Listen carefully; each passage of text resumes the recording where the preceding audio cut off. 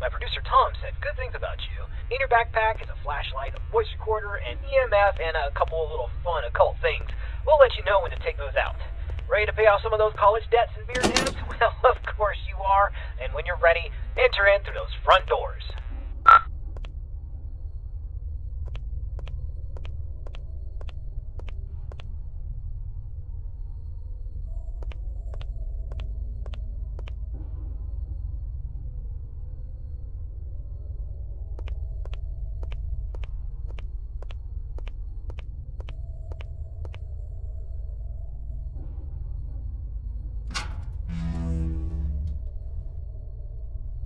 Nice, the door was unlocked. It can get a little sticky sometimes.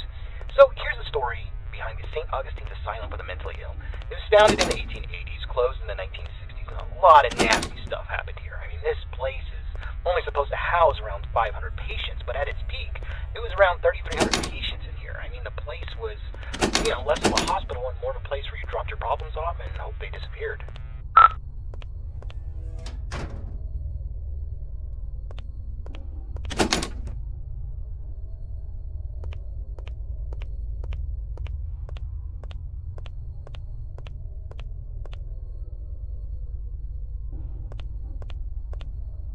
In the end, this place was sort of against what the Bible was supposed to teach. I mean, there was no love here, no grace, no healing. The patients were not here to be rehabilitated.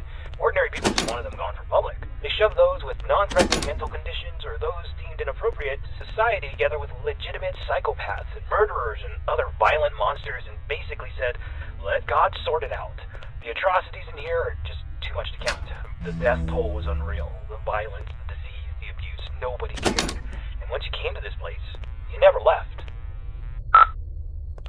This is where the 100 hallways patients would convene, and we heard that the patients pre-1920 actually received decent care. Then the war hit, the depression hit, and then the budgets all fell apart. The room you stand in once healed 20 patients in need of attention, and by the end, 150 patients have passed through this room, naked, starving, attacking each other at random, slaying themselves with metal wires from their beds. Be careful where you step.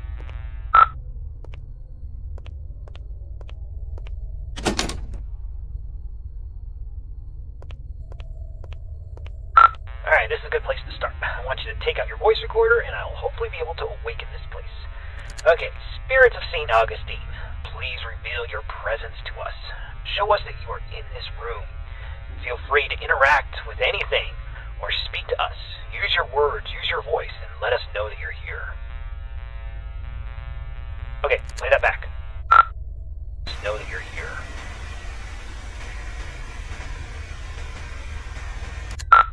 Nothing. Alright, let's try that again.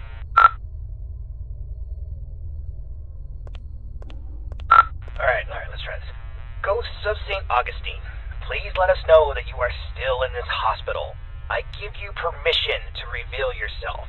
I give you permission to come to life. Just give us a sign that you're here. Tell us where you are. Speak to us now into this microphone. Alright, check that. Now into this microphone. Alright, let's try one more spot.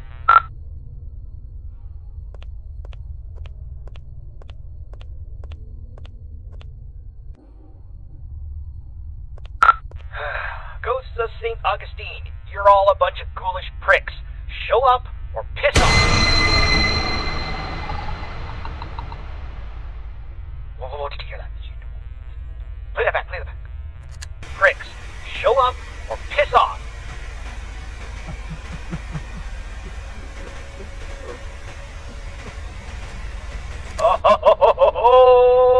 Alright, looks like we got an investigation. Alright, I want you to go down the morgue hallway, and we're going to continue our investigation in the other gathering area.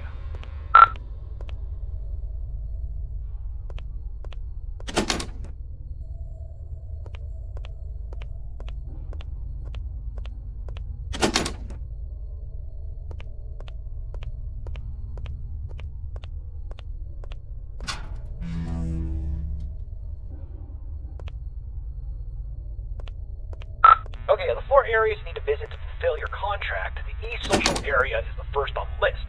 This is the area where the inmates who are deemed a danger to society would convene. You'll go to this room and perform a summoning ceremony. So walk into the center and we will begin.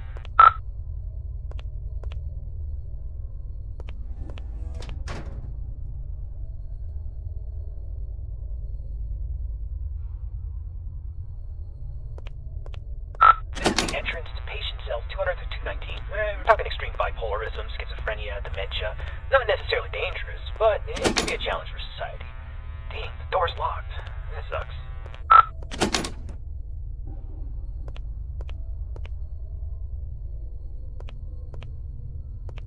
This is the entrance to the patient cells 220 to 240. This is where they kept the lunatics, the murderers, the sociopaths. The worst of the worst, including Clive the Peeper Johnson. You'd think he would be a pervert with a nickname the Peeper, but the truth is far worse. He was extremely manipulative and very intelligent.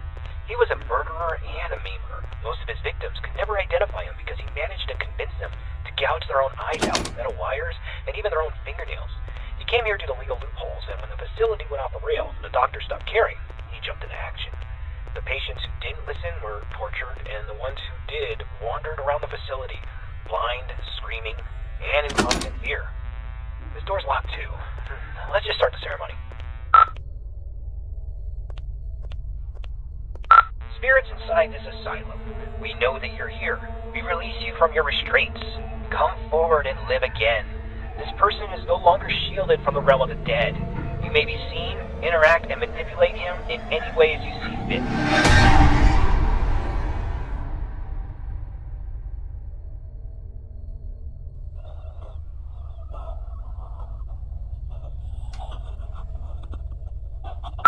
Don't just stand there. Go check it out.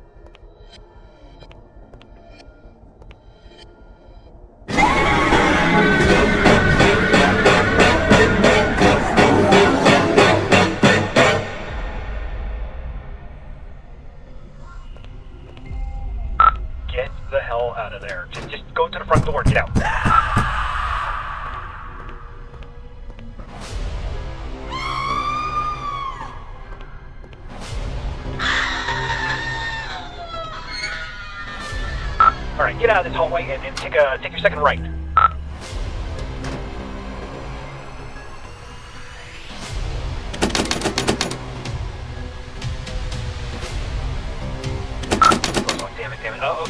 there's a staircase. Take the staircase up to the second floor, and you should be next to a fire escape. You should be able to get out that way. So go up the staircase.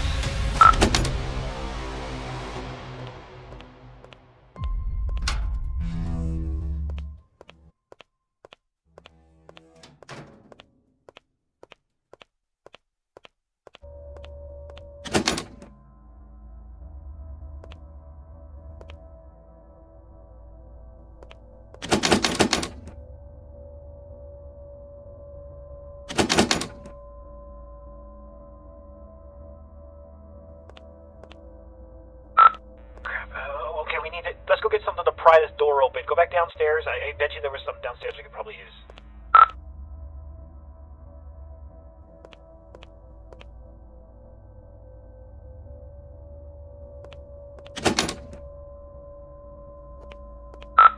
Hold on. That staircase wasn't there before. This place doesn't even have a basement. What is going on?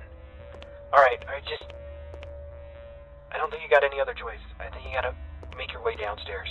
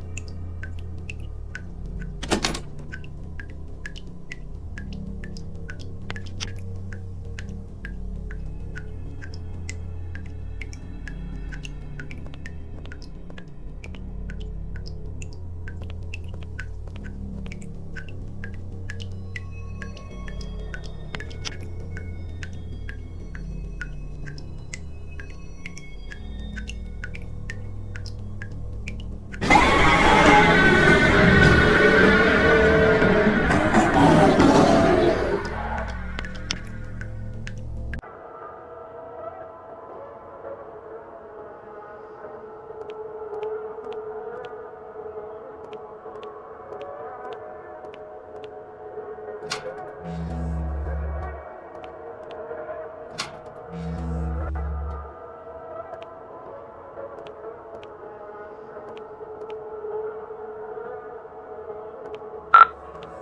confession time. It's about the eyes. I kind of had this from you. There's an urban legend, and I repeat, it's an urban legend about the peeper, Clive Johnson. You see, there was a patient who suffered from dementia and swore that Clive was more than just a mere man, and he would kind of haunt this patient all throughout the day. You know, rampant hallucinations, and progressively got worse, but at night he never saw the peeper. Then he discovered that if he closed his eyes, he could escape Clive, but whenever he opened them, Clive would be there, waiting for him, and getting closer and closer. Eventually, the patient used a fork, and he blinded himself. And while he was soaked in his blood from his sockets, he screamed to the entire hospital that he was free, he was safe. Then a week later, 2 more patients charged Clive with stalking them, even though he was confined to solitary. I mean, it's crazy. They took their eyesight, too. This pattern didn't stop. I thought it was BS, but based on what we've seen tonight, I'll pretty much believe anything. So, try to get the hell out of there, and if it gets too intense, try to shut your eyes.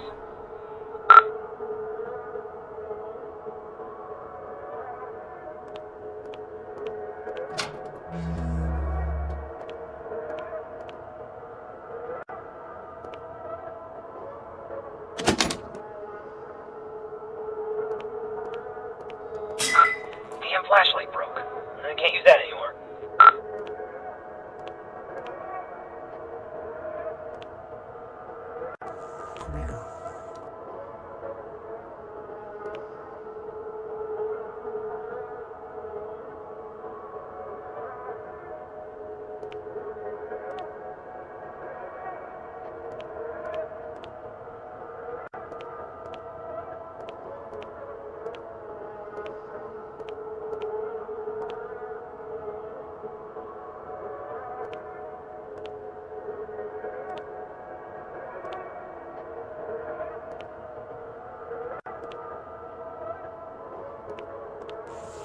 Closer.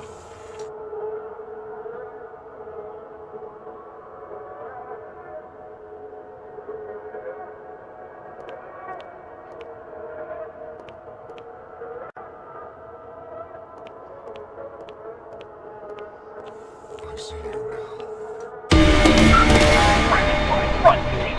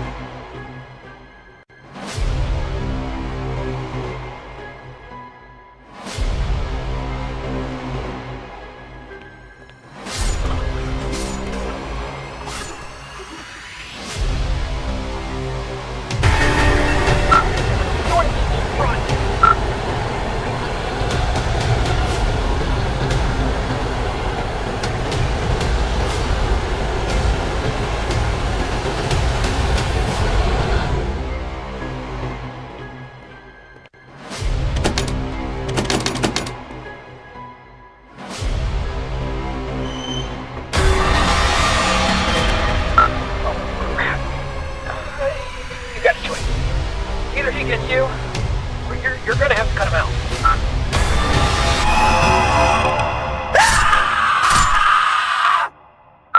Holy crap, man. I can't believe you just did that. You freaking gouged your eyes out with a scalpel. Are you alright? I know you're not. Holy crap. Alright, we're getting a picture from your camera. Bad news is it's pitch black. There's no light. Your room, there's nothing I can see. The flashlight went out, and we don't even know where you are. I'm not going in there. Are you going in there? I'm not going in there. Hell no. Look, if you can't feel anything, I'm sorry, but we're not coming. I'm sorry, man. I have to go. I'm sorry.